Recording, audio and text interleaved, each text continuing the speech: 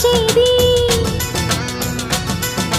తన మదిలోని కలకలనన్ని అమ్మలకేగ తెలిపేది నెలతలే లేకుంటే దేవుడికి నెలవేది భక్తులే రాకుంటే గుడికి ఇక వెలుగేది దయతోటి కుంకుమ పూలు అక్షింతలు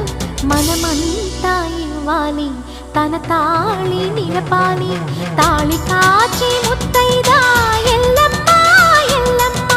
పోదామా ఎల్లమ్మ ముసురు కాచి